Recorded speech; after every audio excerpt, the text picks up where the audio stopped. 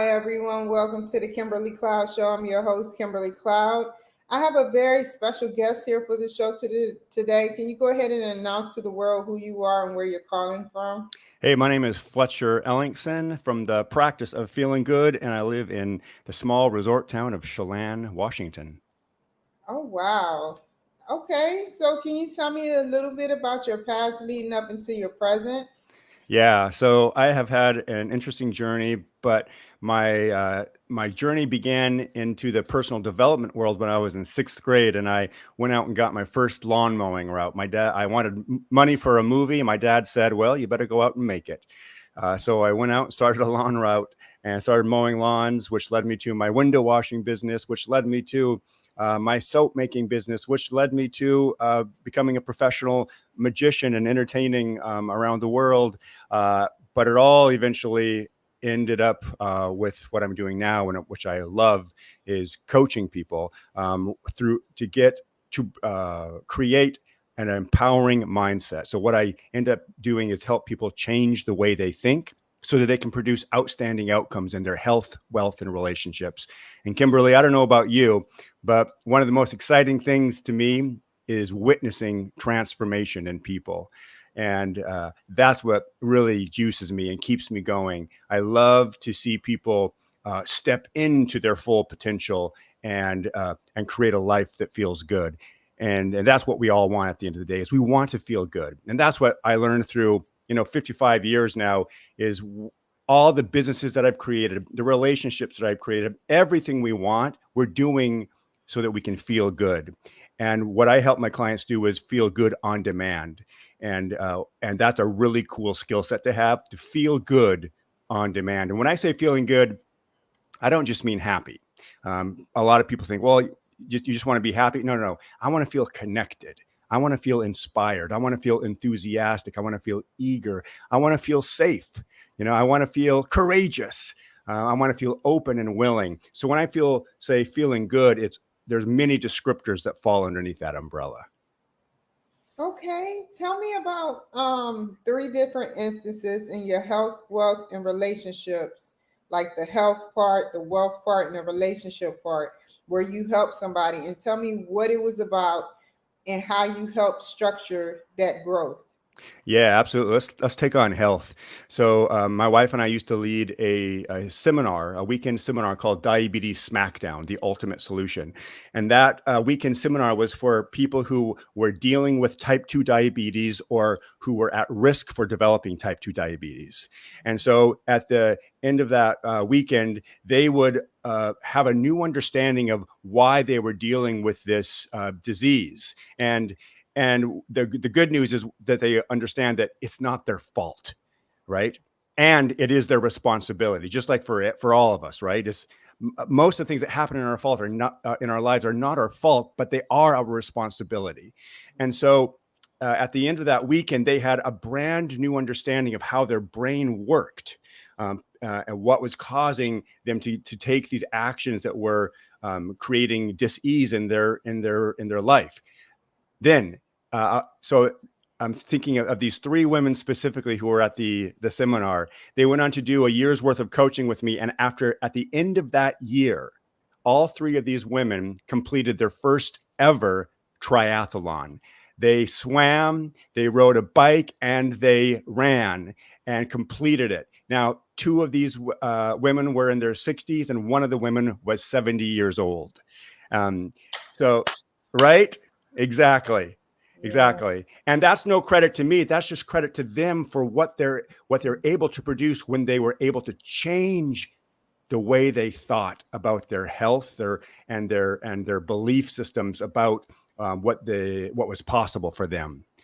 So that's an example of somebody taking on their health Before we powerfully. move on to wealth and the other one, how did you change their mindset thinking? Give me an example of how you would do it in your group. Yes. So what we do is we identify beliefs. Now, a lot of people think, "Oh, yeah, I've taken a look at my beliefs." No, I mean we're going deep, deep, deep.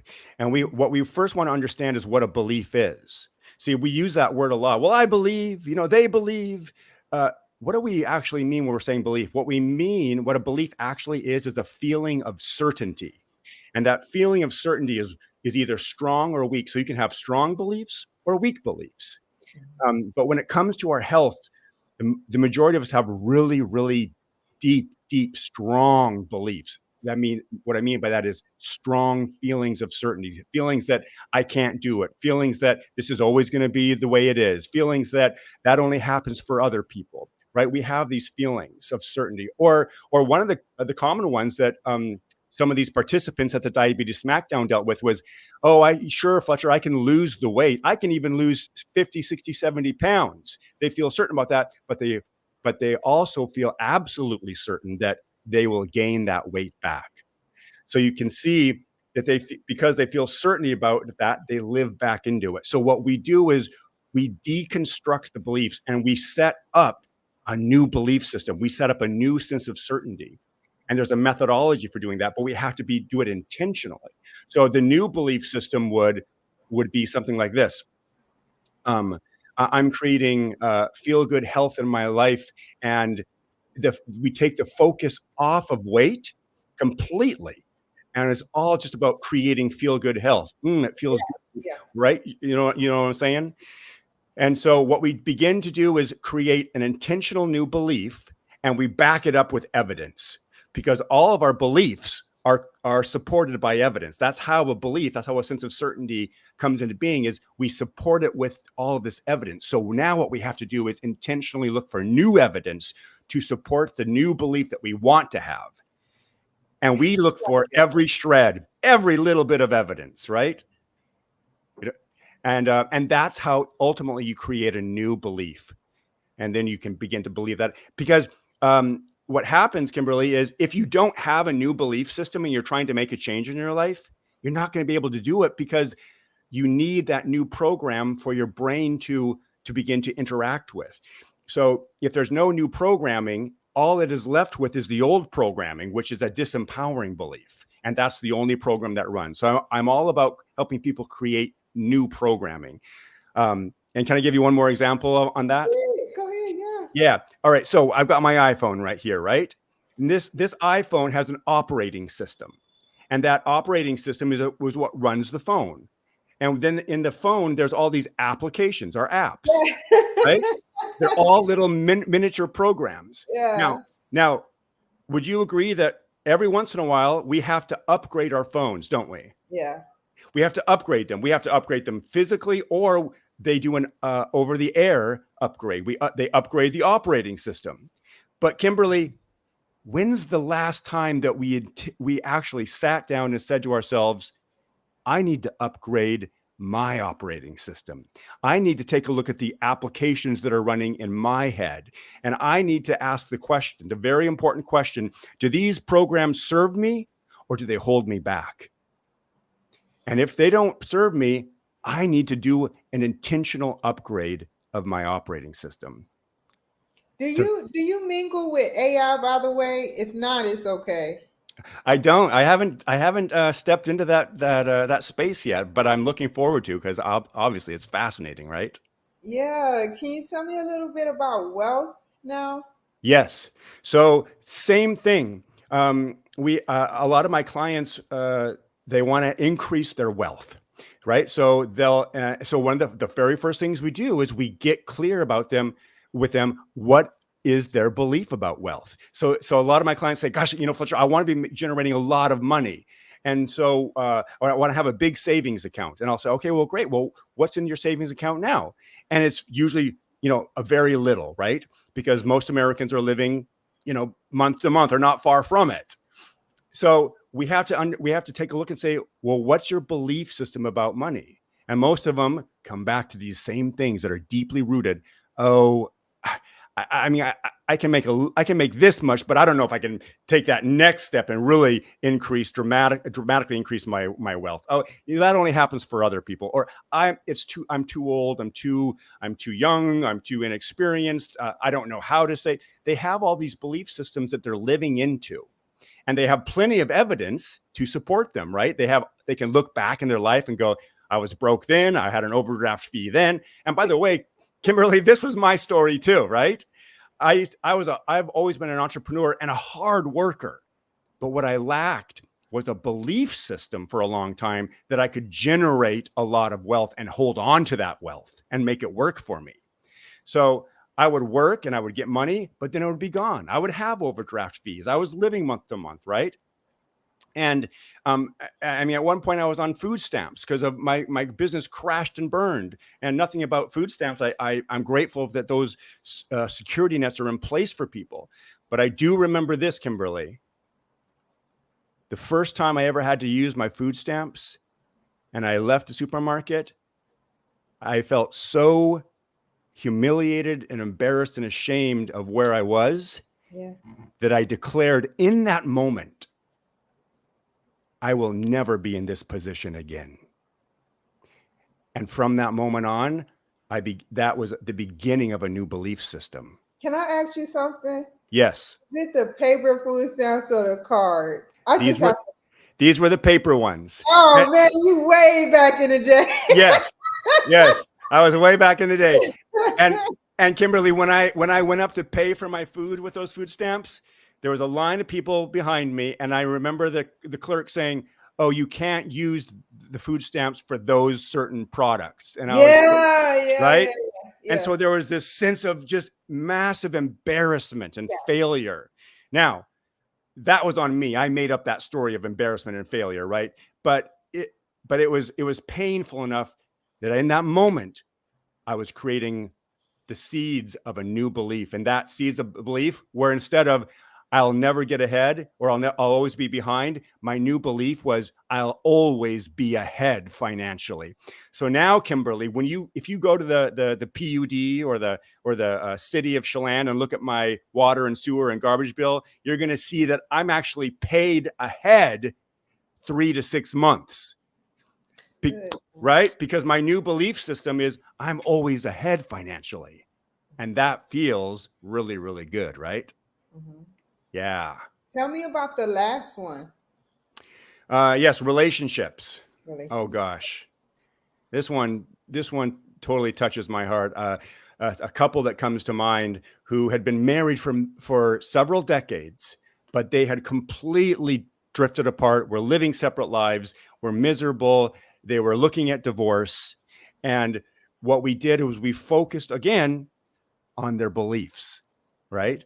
What were they believing about their marriage? And their beliefs were that they don't love me anymore. They don't care about me anymore. They don't value me anymore. So they had these beliefs, and those beliefs that they were living into was causing massive division and a big gap between them. So what we began to do was create a new belief system that said, they do care about me. I am important to them. They do value me. And we began to look for evidence, little evidence, medium-sized evidence, and big evidence to support those beliefs. And I'll never forget the email that I received one day from one of them. And it said, "Fletcher, you're never going to believe what happened." And Kimberly, these are the greatest emails and texts because they usually start like that. "Fletcher, you're never going to believe what happened." And I know that a transformation occurred. And this was how the transformations come in little bits, big, medium-sized and big ones. And this sounds so small, but it was huge. And so the client went on to share, "Last night in bed, we held hands." Wow. And that was a major, major, major deal for this couple. They held hands in bed. And since then, they stayed together. And they recommitted, and they worked on their marriage, and they made it. And so that's what I mean when we help people change the way they think. We help them actually have new thoughts that they've not had before. And when we can do that, and we can bring a high level of evidence to support them, we begin to produce brand new results. And that is exciting. Well said. Do your class or your group or your session lasts like a year to a year and a half? How long does it usually last? Yeah. So when people go through my entire curriculum, it's a 9-month curriculum, and then there's an option to work with me for an additional 3 months. So in total, 9 months with an additional 3 months to make a year. And Yeah. how many hours is the sessions? Like, is it every day, every other day? So I have an online course that they work through for the first 3 months. And they're meeting with me in person, or I'm sorry, virtually, but they're working with me directly on a weekly basis. So I'm all about producing radical results. And so I know sometimes coaches or therapists want to meet once or twice a month, but what we're trying to do here is radical. We're trying to change the way you think, like literally set up new neural pathways in the brain, right? New programming. So that's a radical. And so I like to meet with my clients every week. And it also brings in a high level of accountability. And I don't know about you, but for me, I need accountability in my life. I need people to hold my feet to the fire. And does that resonate with you too? Yeah, I do too. Yeah. Yeah. Yeah. So tell me, like, we're gonna do a what if scene. Um, for instance, I've been telling a lot of people with AI, or probably not AI, but want to get into AI, you cannot possibly look at everything on YouTube in your entire life. So that's like programming. You know, you look at what you want to look at, but it's nothing on this section or that section. You kind of went out there, Fletcher. Okay, there you go. Okay, so There we go. Sorry, something happened there. it's okay. I can edit it. But the question I got is, nobody has went into the realm of creating an AI technology where it doesn't mean zap into your brain to program your mind, but something where you can actually download more stuff in bit, versus, like, for instance, with your example, you reprogramming the mind, Yes. right? Yes. So my theory, I did say use some type of technology where you can pay, somebody can pay you to put programming in their mind where they can see, they can look at more and download more and think about more, versus, not, the traditional way where we are, you know, um, teaching verbally and through books and in sessions. We could just, put something in their mind, program their mind to do that. What do you think about that? What if that was available for So all, like, spectrums, like Facebook and you and different places where they want to use AI to do that? yes. So I believe that is not far off. I believe. I mean, I know they're working on that, right? And I believe that is closer than we think. I think that the use of AI is going to be phenomenal in this space of helping people change the way they think. I really do. And I'm not one that's balking at it. I'm like, bring it on. If it's going to make a difference for people, if it's going to literally empower people, gosh, think of what might be possible if more people were able to feel good faster, across our globe. The results could be incredible. They could be uniting instead of dividing people, right? Instead of separating people, it could bring people closer together. I'm an optimist, right? So that's my thoughts on it. But I believe it's possible. I think it's coming, and if it can make a positive impact, I'm all for it. One last what if, and then we're gonna move on. Okay. So Elon Musk has the Neuralink, and the Yes. Neuralink is basically in Web 6, because this paraplegic is able to think with his mind in the computer and play video games and do all types of cool stuff while he's thinking it. That's Web 6. There has been times, some people don't notice it, but I notice it, where I can think something, and I know this sounds weird, but it's happened to me. Like, for instance, I was at Safeway and I was like, I wonder if the Kimberly Cloud Show is in my GPS. I said that out loud, but before I said I wonder if, the it populated, and I swear to God, I'm not lying. It populated automatically. I was putting in my address, and then it started with a K, but it never did that before. But I'm telling you, we're supposed to be in Web 3 moving at Web 4 with the robots that are like 10,000 a pop for a basic person look alike. But I wanted to know, how do you feel about moving into Web 4, 5, and 6, where Web 6 is when you're doing what this paraplegic is doing with the Neuralink? You're thinking it and it's happening, because this is sort of like that now, but some people don't notice it. What is your thoughts? So my thought is I'm on the side of the spectrum where I welcome this technology. You know, because what good is it going to do for me to resist it? One of the things, right? I mean, one of the things I've realized in my life is the more I resist, it just causes more suffering in my life. So I'm all about, let's embrace the technology. Let's embrace it. And again, trust that it's going to work out for our benefit.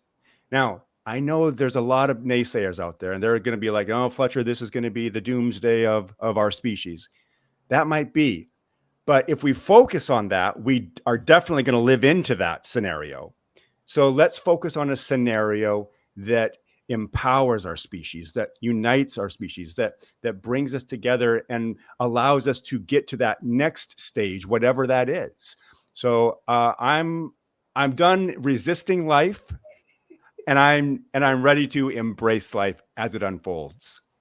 You know, the funny thing, Fletcher, is we as people could be our doomsday ourselves without artificial technology. So I You got it. it.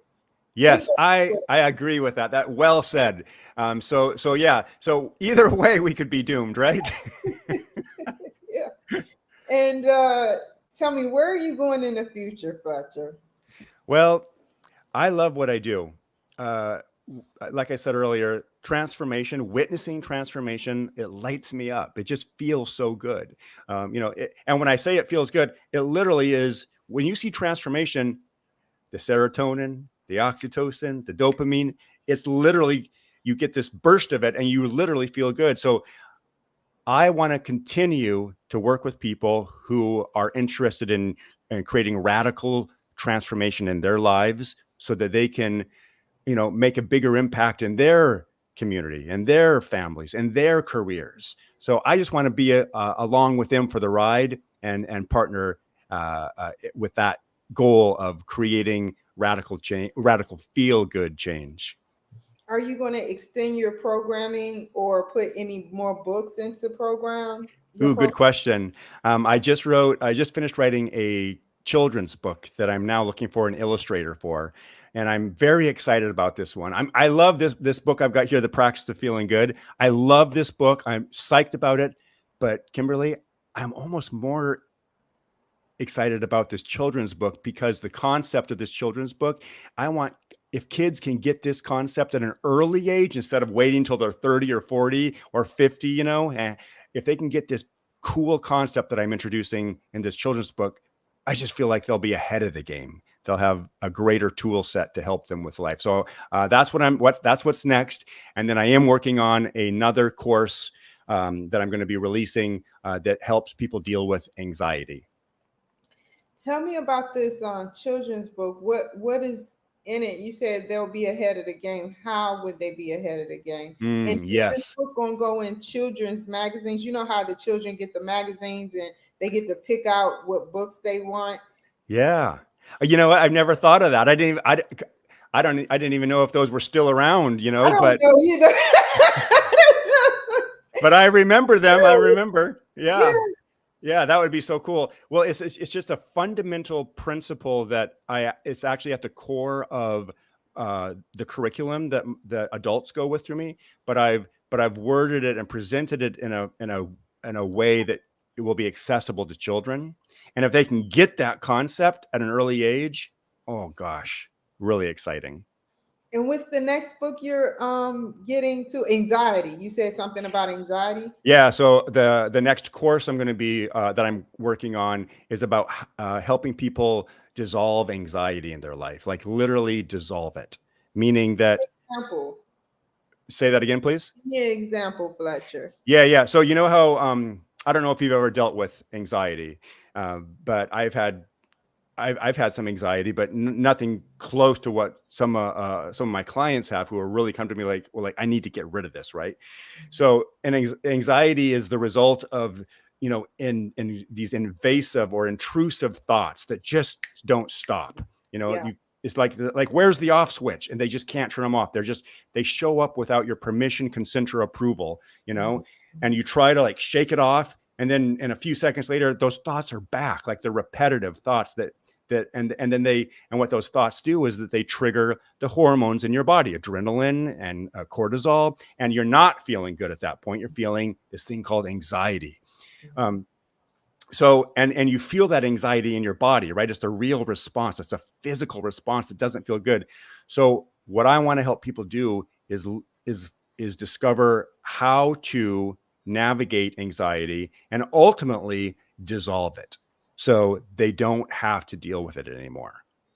And if people can get to that point, it'll be like a sense of freedom in their lives. And they'll have access to, again, producing new outcomes in their lives, because they won't be held captive by this anxiety. Well said. If you can give a piece of advice to an entrepreneur that want to be in multiple businesses to see what fits them like you did, Yeah. what would it be? Yeah, good question. My advice would be identify a few things that are of significant interest to you, and then get around people who have the results that you would like to have in those spaces, and take them out to coffee. You know, take them out to coffee, pick their brain, pick up an autobiography, read about them, or take them out to dinner. You know, or join a club where those people are around. When I first got into triathlons, I got around people who were already doing triathlons. When I said I want to begin investing, I want to learn about stocks, and I want to learn how to get my money to work for it. One of the first things I did, is get around those people, right? Get around people who know more than you do about the subject, and find out, does this appeal to me? You know, is it something that I want to spend my time on? So yeah, get around the people who have the results that you want. Well said. And how can the people reach you? Yeah, you can reach me at thepracticeoffeelinggood.com, or my first and last name, FletcherEllingson.com. And Kimberly, if one of your listeners wants to get a copy of my book, just email me at Fletcher@FletcherEllingson.com and reference the Kimberly Cloud Show, and I will send you a free copy of my book, The Practice of Feeling Good. And I'll send whoever emails me first, I'll send a copy to you. Thank you so much, Fletcher, for joining my show. And thank you guys for joining my show. You take care, be safe. Thank you for the likes.